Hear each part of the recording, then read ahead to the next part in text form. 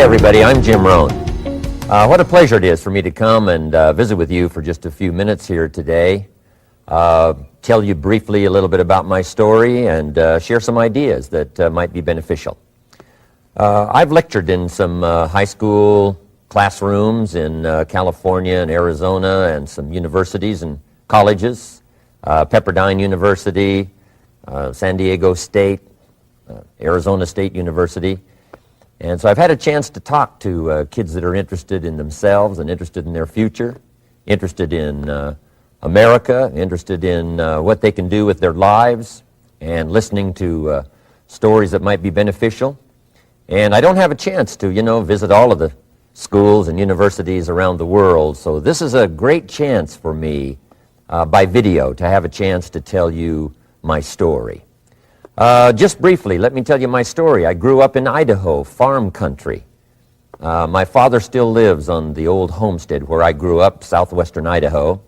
He'll be 91 his next birthday, and I'm very proud of him. I went to high school. I graduated. I went to college 1 year. Halfway through my second year, I decided I was smart enough, so I quit. One of my major mistakes. I should have stayed in school.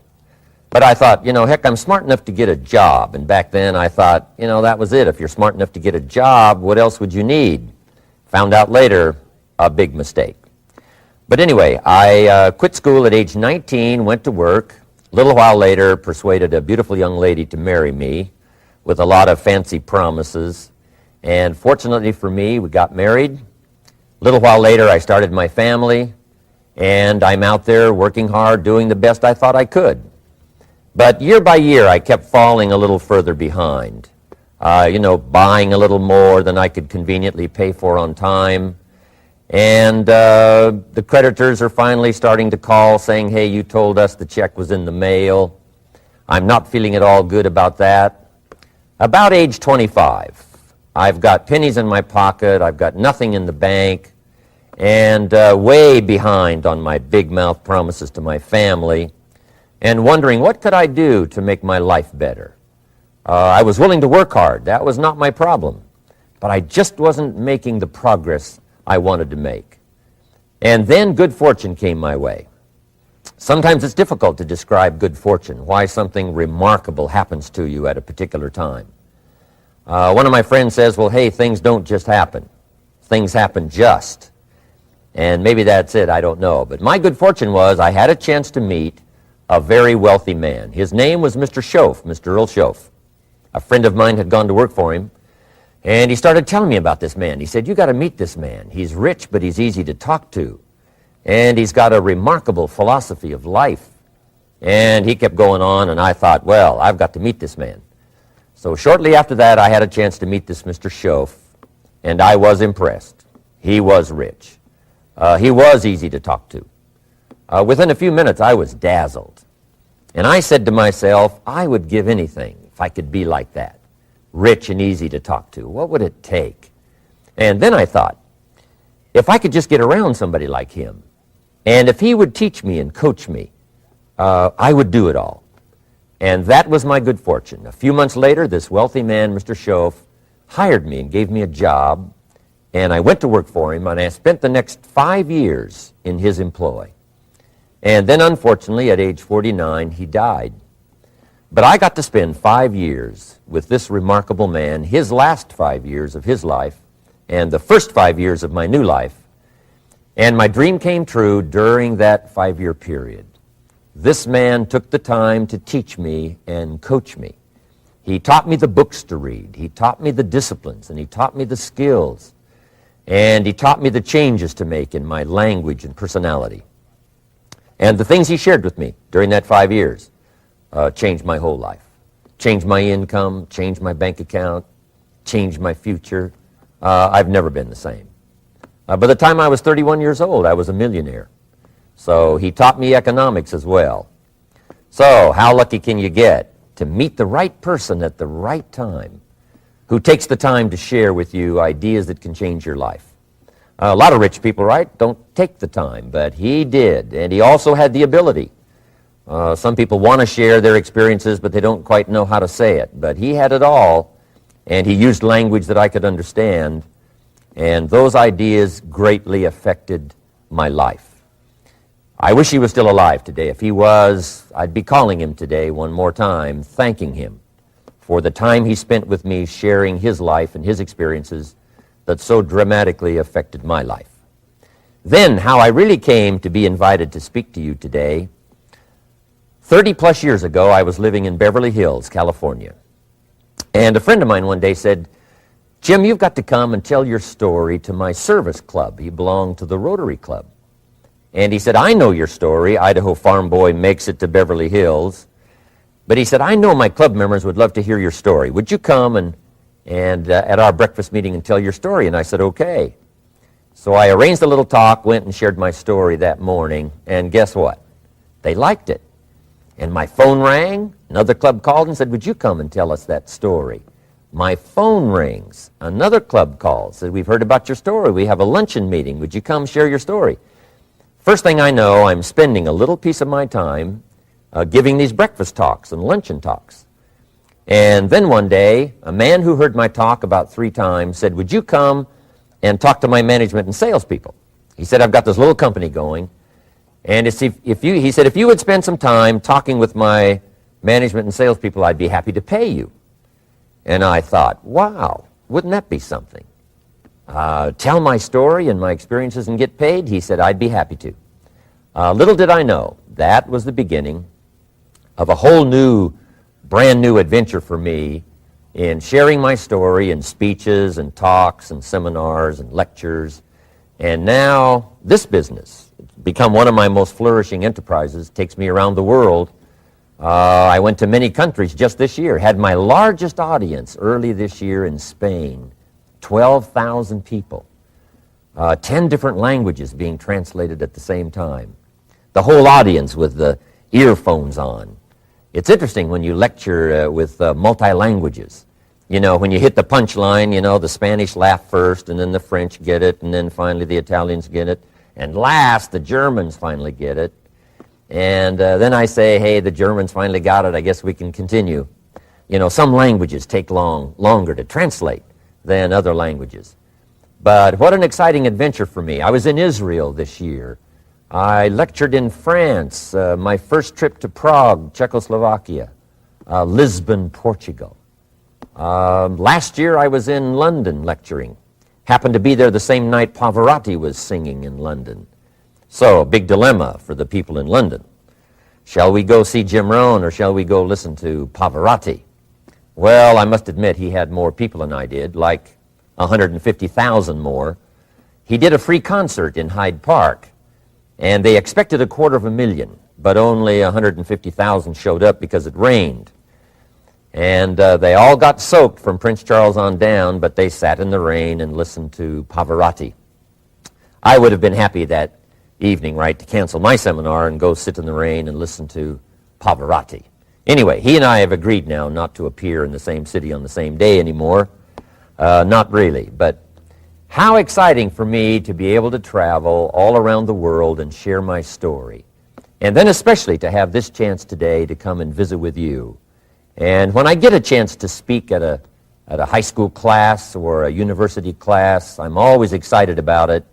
I'm limited in time, so I wanted to use this way to come and share my story with you and some ideas that might be helpful in your career for the future, in your now busy life as a student, and then wherever you find yourself in the years to come.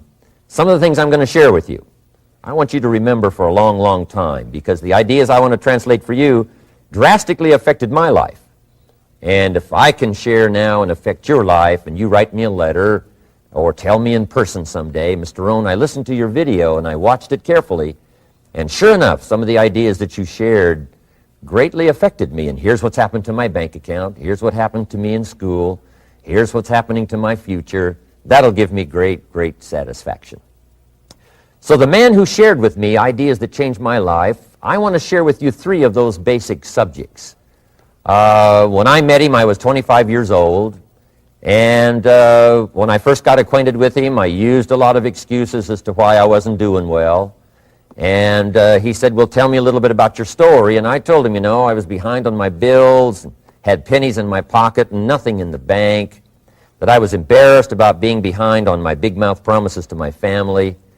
And then he gave me one little simple phrase that really forever changed my life. And here's what he said: Mr. Rohn, if you want the future to change for you, you've got to change. And he said, if you don't change, the next 6 years of your life is going to be just like the last 6. You'll still be behind on your bills. You'll still be behind on your promises. But then he gave it to me in the form of a promise. When I was 25 years old, I've remembered it all these years, and I've shared this promise now with probably over 3 million people in the last 30 plus years. And it's going to be valid for you, so listen carefully to this promise. My teacher said to me, young man, if you will change, everything will change for you. If you will get better, everything will get better for you. What a clear message that was for me. He said, if you'll change your philosophy, if you'll change your habits, if you'll refine your thinking, if you'll change and accept some new disciplines, if you'll turn the corner where you've been in the past, go for a new life for the future, he said all kinds of remarkable things will happen for you if you will change. Before I met Mr. Schoaf, I used to cross my fingers and say, I sure hope things will change. I was hoping the government would change and the tax structure would change and that my boss would change and pay me more money. I was hoping that, economics would change and prices would come down. And I was hoping that circumstances would get better. And then I discovered from my teacher that those things are going to continue the same. In fact, all of those things that happen to us is kind of like the wind that blows. And the wind blows on us all. In fact, in America especially, the last 6,500 years of recorded history, we've got probably the most favorable wind that's ever blown. Economics and circumstances, living in a free country, democracy and freedom, an excellent economy. Sure, we struggle at times, but compared to the rest of the world in the last 6,500 years, we've got the best wind ever. But if you just let the wind blow, I'm telling you, it won't take you where you want to go. All of us must use this wind to take us to the dreams we've got, to the equities we want, to the money we want, to the income we want, and to all the things we want our life to have. This is where we want to go, and we've got a good wind, but we must not leave our future just to the wind, just to the economy, just to the structure of the way things are happening today. Here's what we must learn to do, and that is set a good sail. And if you'll learn to set a good sail, and that's what my teacher taught me in those early days. He said, Mr. Rohn, the wind is going to blow however it's going to blow. Politics are going to be politics, and the economy is going to be the economy. And however it turns out, that's the way it's going to be. What you must learn to do is not to wish for a better wind. That's naive. The key is to wish for the wisdom and the skills and the learning so that you can set a better sail. And so that's what I did at age 25. I went to work not on the economy. I went to work not on the community.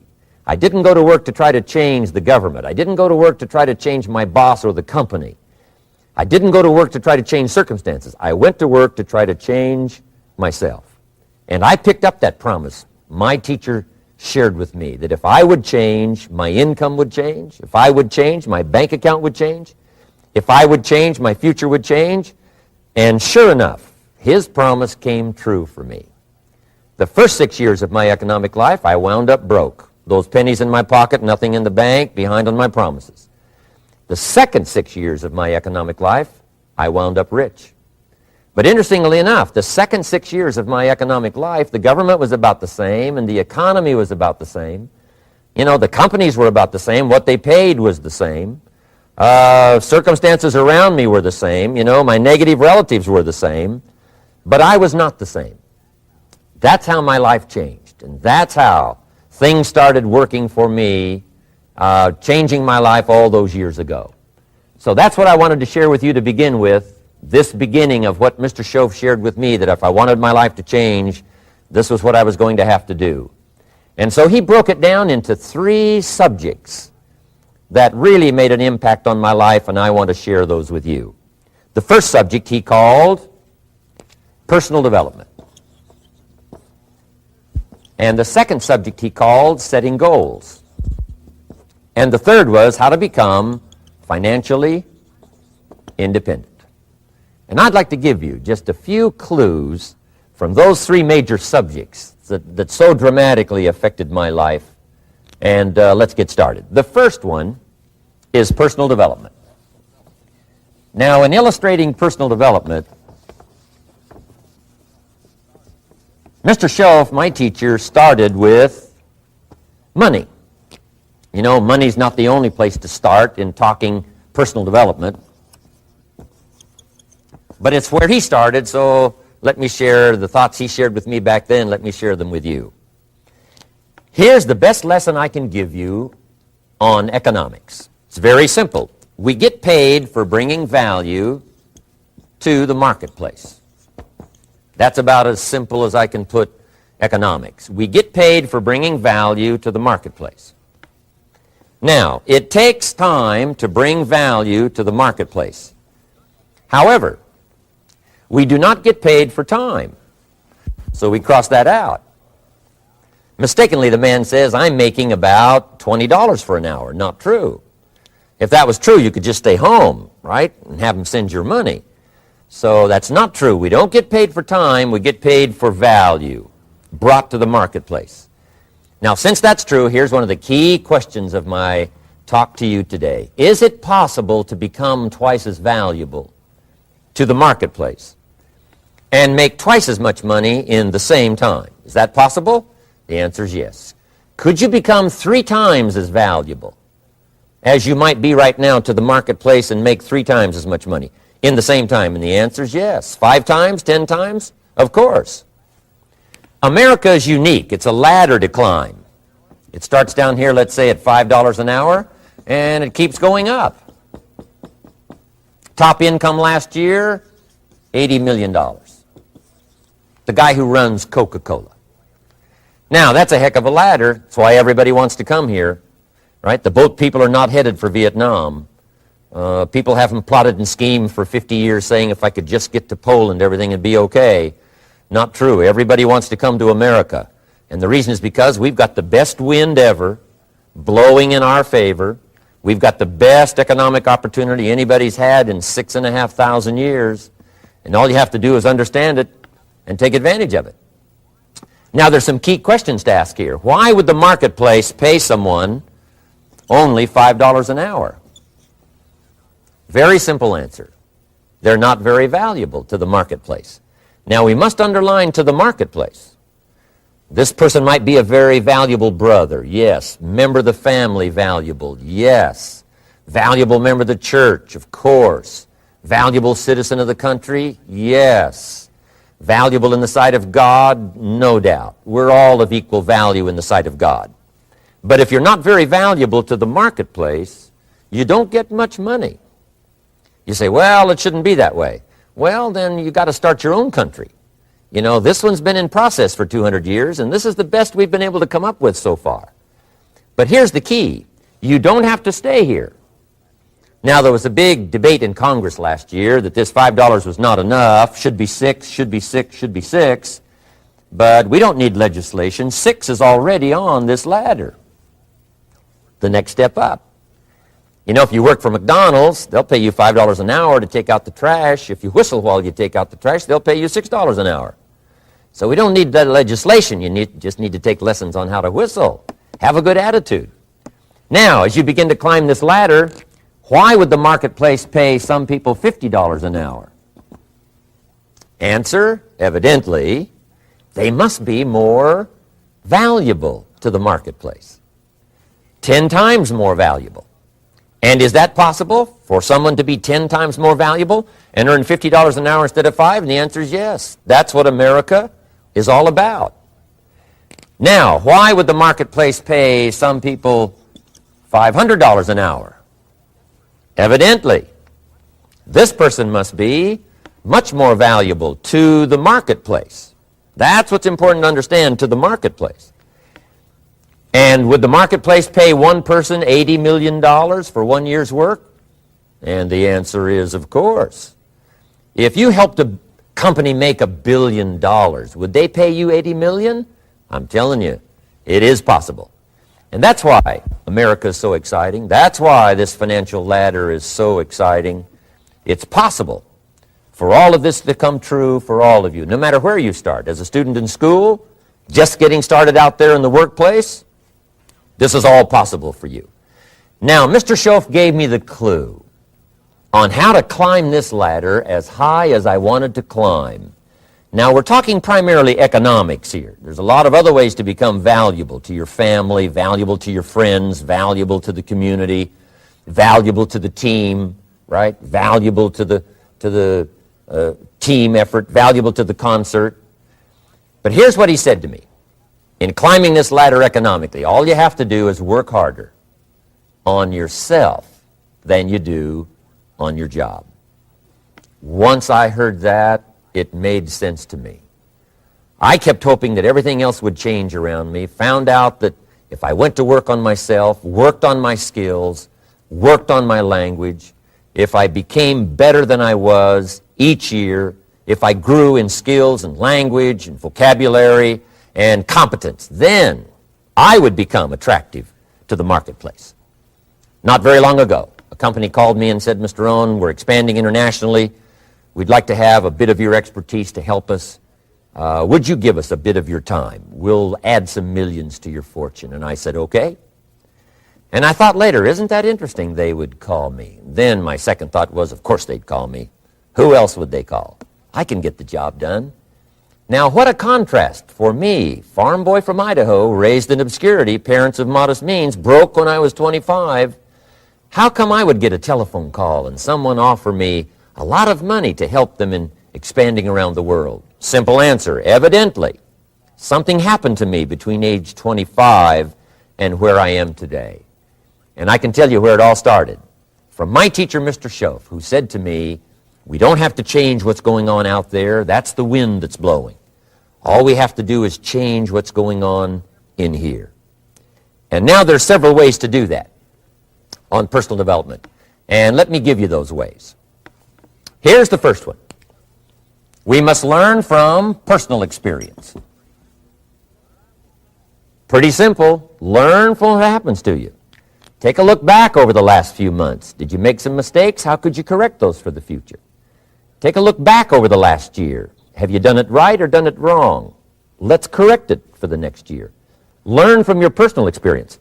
Mr. Schoaf asked me when I first met him, he said, Mr. Rohn, how are you doing? You've been out there now 6 years. And I said, I'm not doing very well. He said, I suggest you not do that anymore. What a simple, swift analysis to my situation. He said, if you keep doing it, the next 6 years will be like the last 6. You don't want that to happen. Let's make the changes.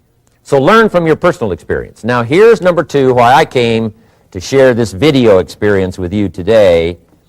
And that, I call it OPE, other people's experiences. That's me, other people. That's your teacher, other people. That's your friends and colleagues, other people. The people you meet that can pass along to you their experiences, what's happened to them, the mistakes they made, how they corrected them, how they changed their health and changed their bank account and changed their income and changed their future. That's it, other people. Now, there's 2 kinds of people to learn from. One is failures. It's too bad failures don't give seminars, right? That would be valuable. Bring your notebook, have them tell you how they lost it all and threw it all away, threw their health away and threw their friendships away and things didn't work out well. That would be valuable. But now then we must also learn from positive, people that have done well. They've got the health, and so we ask them, how did you become so healthy? They've got the skills, so we ask them, how did you become this skillful? They've got the income, so we ask them, how did you get here in such a short period of time? So now here's what's important in personal development. In learning from other people, we learn, number 1, by observation. We learn what we see. We watch people that are successful in what they do. In sports, we watch their disciplines. In business, we watch their disciplines. By observation, what we can see. The reason I created this video is something that you could see someone's experiences translated for you. Second, we learn by what we hear. I've got some of my lectures on cassette tapes, so you can take them with you wherever you go and learn by listening. Turn your car into a mobile classroom and listen. And then listen to the sermon on Sunday morning. Listen to the lectures. Listen to the teacher. Listen to someone who's got something good to say. And then number 3 is vitally important on personal development, and that is read all the books you can possibly read in your lifetime. Mr. Schoaf got me started on my library. I've got one of the better libraries. Haven't read everything in it, but I feel smarter just walking in it, my library. At least I was smart enough to buy it. Now I got to be smart enough to read it. And then, of course, I got to be smart enough to decide what's valuable and then do it. But this one is very important. Become a good reader. Some books that helped change my life. Mr. Schoaf recommended, of course, the Bible.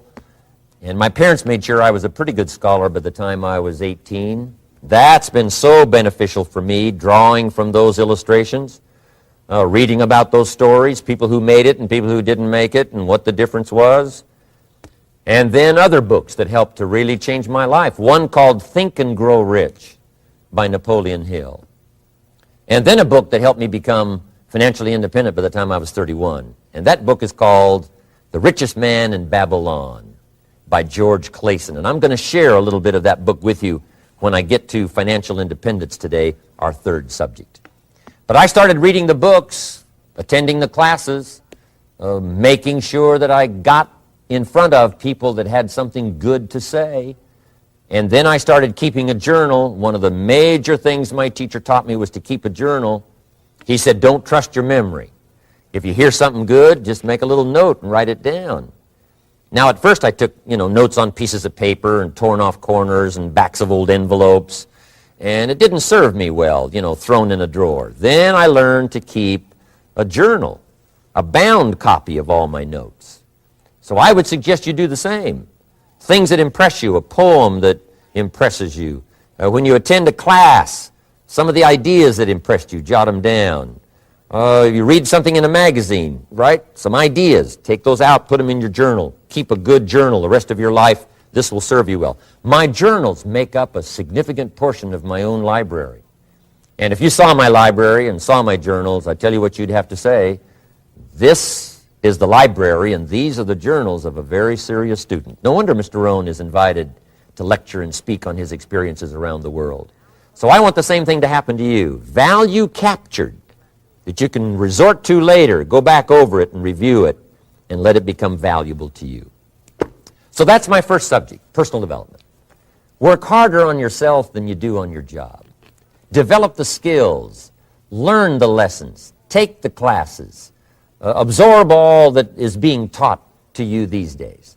And then later on, of course, you can sort it out, what's valuable to you and how to refine it for your business and for your life and for your future. But the main thing is to get it and start this process of personal change, personal development. And let me say it one more time. If you will change, everything will change for you.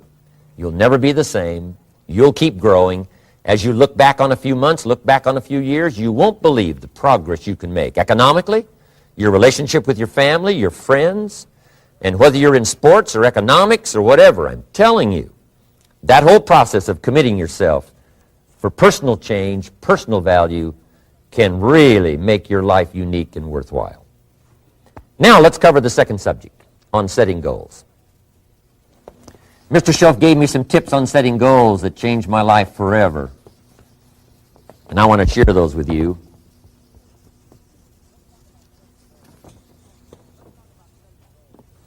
So let's talk about setting goals, and I also want to tie it to personal development, and you'll see how I'm going to do it as I progress here. Setting goals.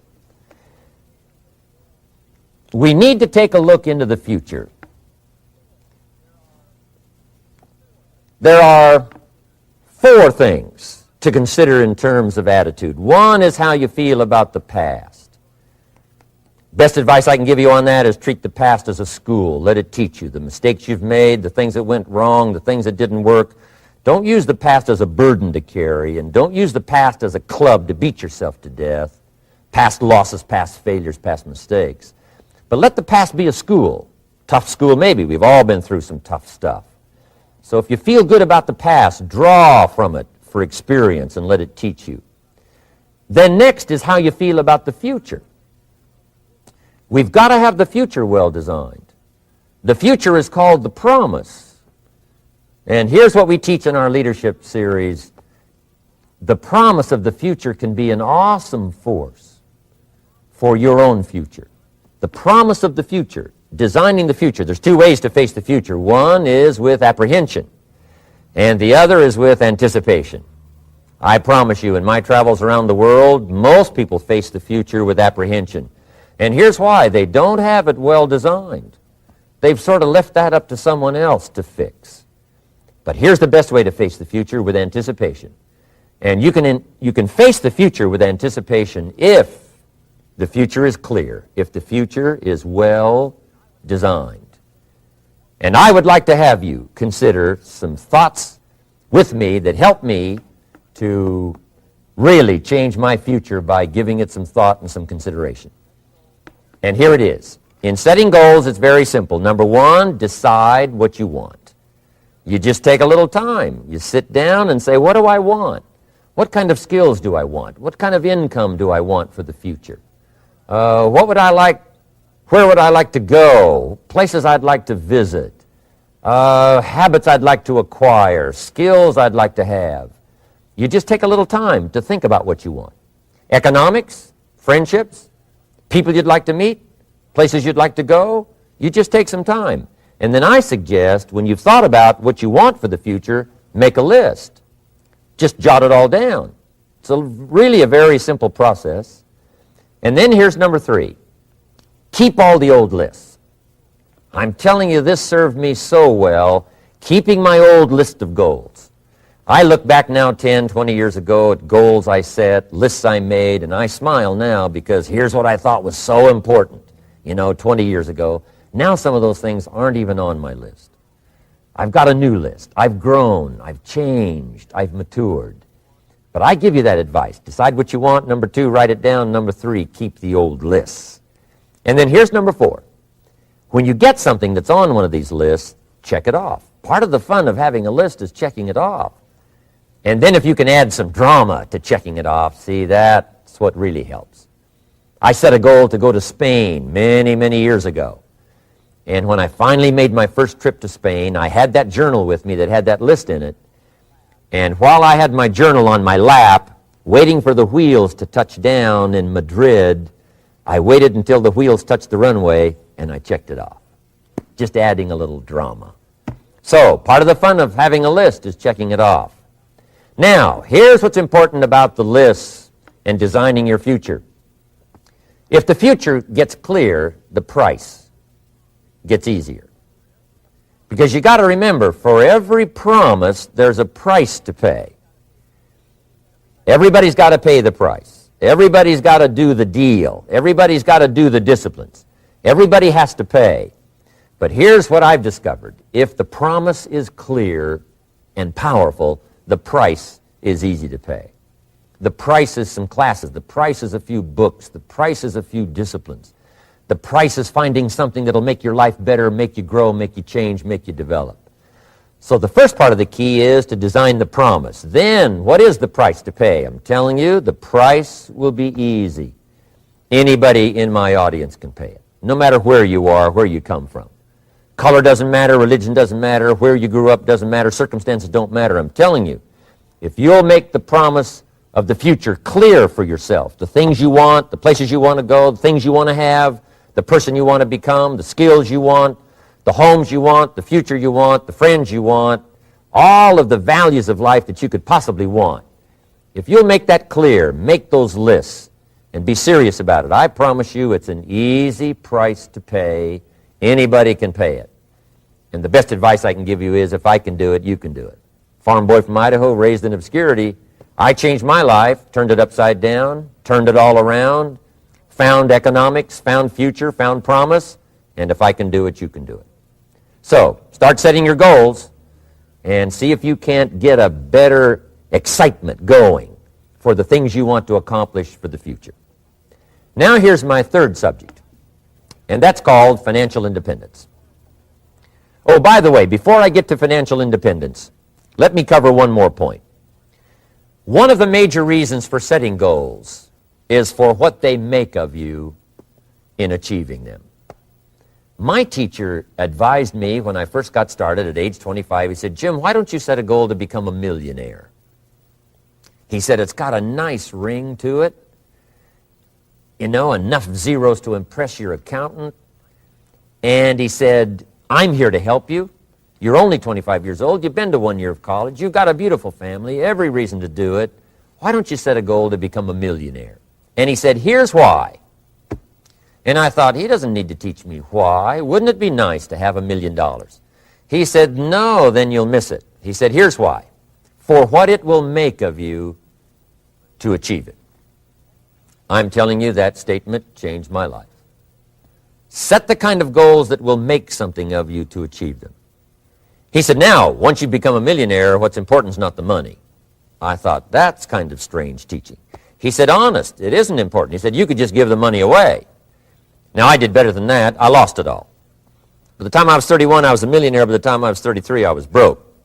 And I'll tell you a little bit about that story later.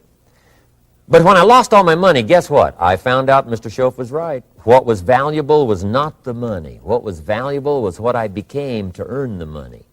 The skills I had, the knowledge I had about the marketplace, the values that I had going for me. They were more valuable than the money. And here's an important statement to remember. It's not what you get that makes you valuable. It's what you become. So part of the key here is to set the kind of goals that will make something of you. Don't set them too low so that you don't have to grow and you don't have to read and you don't have to try and you don't have to stretch. Don't set them too low. And then don't sell out. Don't go for something that's going to cost you your virtue or cost you your values or sell out your principles. There's a good middle road here to follow. Goals that will inspire, goals that will help you grow, change, develop, and become better than you are. Okay, now let's talk about financial independence. How to become rich by 40, 35 if you're extra bright, much sooner if you find an opportunity like I did. Let me show you how I did it. Financial independence. First of all, I like the phrase financial independence. Some people are a little bit concerned about using the word becoming rich or becoming wealthy, and I can understand that. I struggled a little bit with this. Is it okay to go for becoming rich, go for becoming wealthy? And maybe that's a bit too strong a word or strong a term. So here's what I've come up with that I think is comfortable for me, and that is how to become financially independent. I think it's every person's heritage here, especially in America, to become financially independent. Now, let me give you my definition of financial independence. Financial independence is the ability to live from the income of your own personal resources. Financial independence. Now, it depends on how you want to live. If you need $2,000, $3,000 a month, if you need $4,000 or $5,000 a month, if you need $10,000 a month, some people may need, $100,000 a month. But whatever you would need to live, and you could earn that living from the income of your own personal resources, that's what I call financial freedom, financial independence. And let me show you how to acquire it. If you start at age 15, between ages 15 and 35 is 20 years, and in my personal opinion, based on my own studies and my own experience, 20 years, in my opinion, is enough time to become financially independent. If you're not, you don't live in the wrong country. Probably what's happened is you have the wrong plan. And it's easy to be a nice person with the wrong plan. I found that when I was 25 years old. I was broke at age 25, and I was a nice guy. You would have liked me. But I'm telling you, my plans up until then, especially my financial plan, left me broke. I totally changed it the next 6 years, and I became financially independent. So I know what I'm talking about. It is possible in a reasonable amount of time, 15 to 35, whatever, 20 years' time, enough time. You can do it in a much shorter period of time, like I did if you want to. But this is a reasonable enough time. But here's number one. First of all, you got to have the right philosophy. Philosophy is our ability to gather knowledge and sort through it and decide what's valuable. To develop a philosophy about life, a philosophy about our health, a philosophy about our family relationships, a philosophy about economics. And if you develop the right philosophy, that's what helps to set this sail so that in 6 years it takes you where you want to go instead of winding up like I did that first 6 years of my economics, broke, no money, empty bank account. The right philosophy. Now let me give you a couple of philosophies to consider. Here's the first one. It's called the philosophy of the poor. And here it is. Poor people usually spend their money and invest what's left. That's the philosophy of the poor. Now here's the philosophy of the rich. Rich people invest their money and spend what's left. And here's the startling answer. It really doesn't matter what the amount is. What's most important is not the amount. What's really important is the philosophy. So I would ask you to adopt this philosophy of spending after you have invested. Invest first, then spend. And I've got a little formula that I'm going to share with you. Now, what should a child do with $1? I mean, there's a lot of debate going on, I'm sure, across the country on what a child should do with $1. Here's one opinion. It's only a child and it's only $1. What difference does it make? Well, in my opinion, it makes all the difference in the world. A person's economic future starts with a child with $1. Somebody says, oh, no, you're only young once. Let him spend it all. Well, when would you hope that would stop? Somebody says, well, wait till he's 50 and broke like me and then he'll learn. Well, no, we don't want to wait that long. If I would have known earlier than age 25, I would have changed. In high school, if they would have had classes called Wealth 1, Wealth 2, I'd have taken both classes. I would not have waited until age 25. So, the earlier the better. So, what should a child do with $1? Here's the simple premise to begin with. Don't spend it all. And if a child wants to spend the whole dollar, you got to say, hey, don't spend it all. Don't spend it all. They'll say, why not? It's my dollar. I earned it. You say, I know you earned it, but don't spend it all. They'll still say, why not? Say, let me show you why not. So you put them in your car, take them to the other side of town, and show them where people live that spend the whole dollar. You just drive them around. Kids learn best by visual. Just drive around and say, would you like to live here? Kid says, no. Would you like to live like these people live? Kid says, no, no. Then you can't spend the whole dollar. So, kids will get the message. So, take them to the other side of town and show them around, unless you already live there, and then just show them around. Anyway, don't spend the whole dollar. Now, let me give you my best view of what to do with $1. And I promise you, if you started at age 15, now if you're over 15, right, you've still got plenty of time. You still got 20 years. If you're 30, you still got 20 years. I mean, you still got plenty of time to start what I'm about to share with you. What to do with $1. Here's my first bit of advice. Never spend more than 70 cents. Never spend more than 70 cents. Now, you got to pick some number, and the number you pick is going to be determined by your philosophy. It's going to be determined by what you've been taught or your experience teaching yourself. When I first met my teacher, Mr. Schoaf, I was at about 110% of each dollar. I'm down at budget finance, hawking my furniture and my car one more time. And then I learned a whole better formula for financial independence. Number one, don't spend more than 70 cents. Now, kids say to me, well, okay, what do I do with the other 30 cents? And here's what I teach them. 10 cents for charity. Charity or church, or helping people that can't help themselves. 10 cents to support worthy projects. Projects that you feel good about. 10 cents out of every dollar. It's called being generous with part of what you've taken out of society. Now, in my opinion, nothing teaches us character better than generosity. No class, no teacher, no book teaches character better than generosity.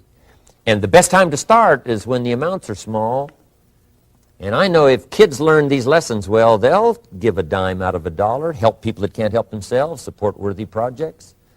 Or if you belong to a church, they teach tithe, piece of. That's very important. Now, because when the amounts get larger, sometimes it's a little more difficult.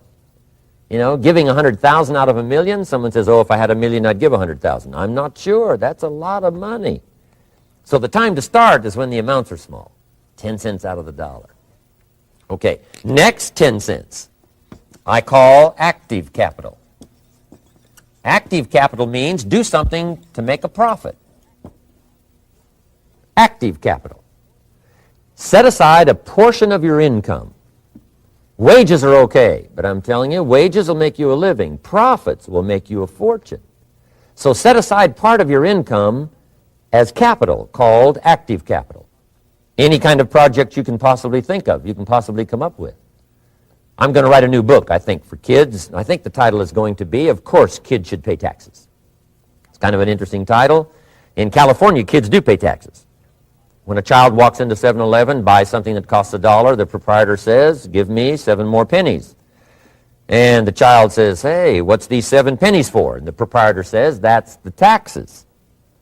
Kid says, well, hey, I'm only 8 years old. Proprietor says, congratulations, you're my youngest taxpayer.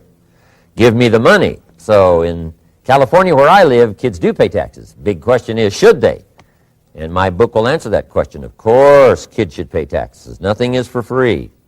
If you want to ride your bicycle on the sidewalk instead of in the mud, you got to pay the 7 pennies. Nothing is free, so we all have to pay. So, 10 cents out of your living, out of the money you earn, set aside for capital. Capital to try your best to show a profit. And in my book, it's going to be all kinds of ways kids can make money, right? 2 bicycles, one to ride and one to rent. I mean, you know, it doesn't take long to figure out some enterprise that'll start making a profit. Then you must jot this down if you're taking notes. Profits are better than wages. 1, you can't usually start wages until you're about 16, 15, 16, but you can make a profit long before you're eligible to start earning wages. And then there's no limit to profits, and they can double and triple and quadruple. You know, there's no limit. It's incredible how fast profits can grow. So profits are better than wages. Wages make you a living, profits make you a fortune. Now, the third 10 cents is vitally important. I call it passive capital. Capital you let somebody else use. A financial institution, stocks and bonds, mutual funds, whatever. Let someone else use it. You furnish the money. They use it to make a profit, but they pay you for the use of it, called interest. And here's one of the things that'll make you financially independent fairly quickly, and that's called compound interest. And this is how you get it. Letting someone else use a portion of your money, your substance. They show the profit, they pay you interest. And this passive capital, I'm telling you, over a sustained period of time, if you'll develop this little 10, 10, 10, and 70, especially starting at age 15, I'm telling you, by the time you're 35, you will be financially independent.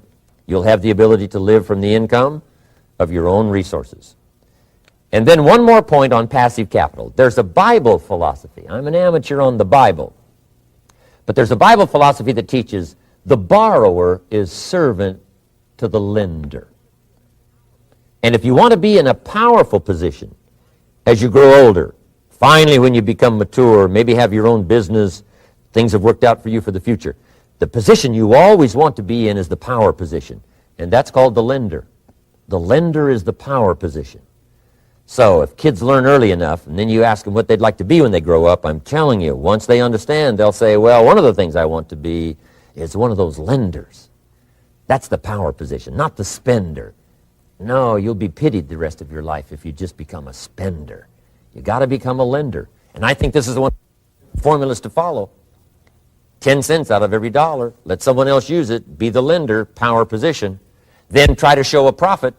Can't we teach our children how to take $1, search the neighborhood, find a broken wagon, pay $1 for it, bring it home, you know, clean it up, sand it until it's clean, paint it red till it shines, straighten out the wheels till they're true, take it back to the neighborhood, sell it for $5? Anybody can do that. Now, does the child deserve $4 profit? And the answer is yes. Society now has a mended wagon. And that's what America's all about. Finding something, touching it, making it better, making a profit, taking part of your resources, helping people who can't help themselves. Let someone else use it to make a profit. Some projects require more capital than one person has. Exciting. And then let them pay you for the use of it. America's had this philosophy now all these years. Communism has taught all these years capital belongs in the hands of the state, not in the hands of the people. We've been teaching all these years capital belongs in the hands of the people, not in the hands of the state. And we turned out to be right. Capital in the hands of the kids, capital in the hands of the people. Enterprises that make a profit, enterprises that grow. It's the hope of our future. So that little simple formula, I hope, will help you. Now, one more key on financial independence, and that is attitude. Attitude. Here's number one. I used to say, I hate to pay my bills. My teacher straightened me out on that. He said, let's see, Mr. Rohn, what you hate to do is pay $100 on an account and reduce your liabilities and increase your assets. I said, well, no, not if you look at it that way. He said, well, it all depends on how you look at it. So wouldn't you love to pay your bills, reduce your liabilities, increase your assets? You got to have that kind of attitude.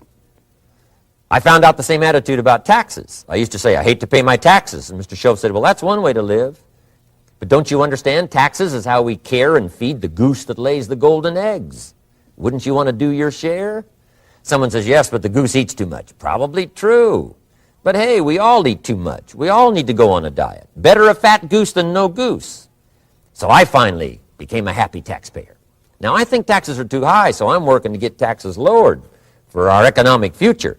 But then whatever they turn out to be, I gladly pay and do my part, because that's what makes the whole system run, each of us doing our part. Now, I want these three subjects to be valuable for you. I want them to have meaning for you. I want you someday to be financially independent. I want you to have the personal development so that you feel good about yourself. If I had a chance to meet you someday, I'd like to have you show me the list of goals that you got started and say, Mr. Rohn, here's some I've already checked off. Here's the books I'm reading. Here's what's happened. I'm developing the skills. I'm better this year than I was last year. I've got more self-confidence. My skills are developing. That's what I want for you, and that's why I took the time to come and share in this video message with you. I do seminars all around the world, but this is one way that I can reach out and touch you in case you can't come to my seminars, wherever I am. Maybe this video will reach you somewhere, and it'll have an impact on your life. And what I'd like to do is later hear about it, a letter, phone call, or to have a chance to meet you in person. And now I'd like to leave you with these 4 questions called questions to ponder. These questions were valuable for me, and I want to make them valuable for you. Here's the first one, why? We all ask why we should work this hard, why take that many classes, why go to school that many years, why take the notes, why read the books, why work that hard, why put yourself through the push-ups and the disciplines, why? Good question, why? Best answer to why, I think, is the second question. Why not? Why not see how many books you can read, how many classes you can take, how many skills you can develop? Why not see how valuable you can become to the marketplace and to your friends and to your family? Why not see what you can make of yourself? Why not see how far you can go, how much you can see, how much you can earn, how much you can share? Why not? That's the heritage all of us have, in America especially, is to see what we can make out of our lives now that we've been given this extraordinary opportunity. Now, my third question I'd love to ask you in person. But since I can't do it in person, I want to ask it of all of you. But I want you to take it personally. And my third question is, why not you? Why not you? With good self-esteem. Why not you starting to change and setting goals? Why not you starting to make progress toward financial independence? If I can do it, you can do it. I wished I had a lot more testimonials here today besides mine. A whole steady stream that would come by and tell you their story. Someone who started with nothing, finally run a big enterprise. A mother who was on welfare, now she owns her own business. in addition to my story. I wish I had a lot more. And if all of them told their story, guess how they would probably wind up their story? They'd probably say, just like me, why not you? If we can read, you can read. If we can change, you can change. If we can figure it out, you can figure it out. If we can turn it around, you can turn it around. There isn't anything you can't accomplish. That's what those testimonials would say. And so I want to say it to you personally. Why not you? You've got the brains. You've got the stamina. You've got the vitality. You've got the interest. You've got your life ahead of you. You've got the future. You can do it. If anybody can do it, you can do it. If one of us can do it, hey, we all can do it. And now here's my last question. Why not now? This is a good time as the 20th century starts to wind down, a few more years as we get ready for century 21. What a good time to set your goals, work on yourself, work on your skills. What a good time to get it together. What a good time to start this process. Personal development, growing, changing, developing, having a good plan for your money and for your life and for your future. Why not now? And I hope I have a chance to see you one of these days and share with you the experience, the reaction, the response you might have had from my message today. And until I get a chance to see you on this side of the world or the other side of the world, in some school or some seminar, or maybe I'll come and speak for a company that you work for someday. I hope I get a chance to meet you. Until then, I wish you the best. I want all that I've gotten to be yours and much, much more. God bless. Goodbye.